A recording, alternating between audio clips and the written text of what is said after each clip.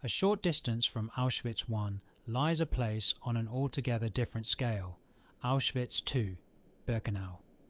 Vast, open and haunting, Birkenau became the largest part of the Auschwitz concentration and extermination camp complex, and the site most closely associated with the mass murder carried out there. What remains today stretches across an enormous landscape of railway tracks, barracks, watchtowers and barbed wire, a place whose sheer size is difficult to comprehend until you stand within it. The scale changes completely. Birkenau was constructed from 1941 and became the largest part of the Auschwitz complex. It was here that the overwhelming majority of Auschwitz's victims were murdered.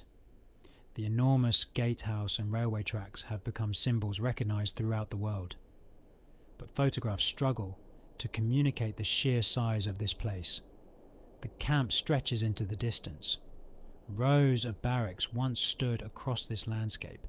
Watchtowers and barbed wire fences remain, and running through the centre is the railway. For hundreds of thousands of deportees, the final part of their journey to Auschwitz was made by train.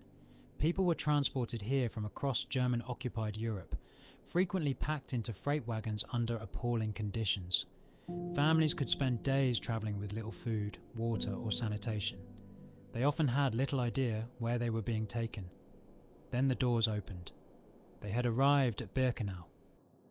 From 1944, trains carrying deportees could enter directly into Birkenau. On the railway ramp, SS doctors and other personnel carried out selections.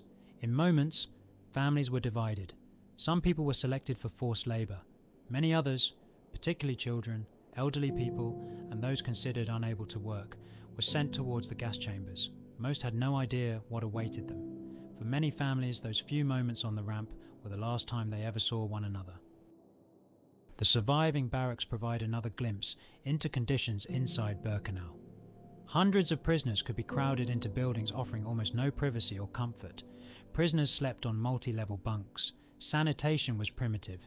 Disease spread rapidly. Food was deliberately inadequate. During the Polish winter, temperatures could fall far below freezing. During summer, the barracks could become unbearably hot. Survival depended on circumstances that were often completely outside an individual's control. At the far end of Birkenau stood the major gas chamber and crematorium complexes. Most were destroyed by the SS as Nazi Germany attempted to conceal evidence of its crimes while the Soviet army approached. Their ruins remain. They should remain ruins. There is something extraordinarily powerful about seeing them exactly like this. Broken concrete, collapsed structures, the remains of buildings constructed for industrial-scale murder. Men, women and children were told they were going to shower. They were taken underground, forced to undress and led into gas chambers. Zyklon B was then introduced. Their bodies were subsequently burned in crematoria, or, when capacity was overwhelmed, in open-air burning pits. Approximately 1.1 million people were murdered at Auschwitz. Around 1 million were Jews. The victims also included Poles, Roma and Sinti, Soviet prisoners of war, and people of many other nationalities and backgrounds. Numbers of this magnitude are almost impossible to comprehend. 1 million people can become an abstract statistic. But Auschwitz was not experienced as a statistic. It was experienced individually, one person, then another, then another. By January 1945, Nazi Germany knew the Soviet army was approaching. The SS began evacuating Auschwitz. Tens of thousands of prisoners were forced onto what became known as death marches. Many died from exhaustion, exposure, or were murdered along the way. On January 27, 1945, soldiers of the Soviet Red Army entered Auschwitz. They found approximately 7,000 prisoners still alive. The camp had finally been liberated, but liberation could not undo what had happened here. Today, Auschwitz-Birkenau is preserved as a museum and memorial.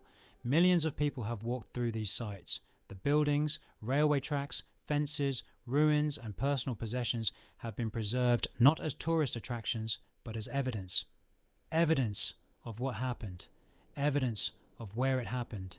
And evidence of what human beings were capable of doing to other human beings. Leaving Auschwitz is difficult. You can walk back through the gate. The prisoners could not. You can return to your hotel, your home, and your family. For more than 1 million people brought here, there was no journey home. That is perhaps the most important thing to remember. Auschwitz was not simply buildings, fences, railway tracks, and statistics. It was people. People with names. People with families. People whose ordinary lives were taken from them. The preservation of Auschwitz ensures that the physical evidence remains, but remembrance depends upon us. We visit, we learn, we tell the story, and we remember those who never had the opportunity to leave. One day, there will be no survivors left to tell their stories. Then the responsibility to remember will belong to us. Auschwitz Birkenau. We remember.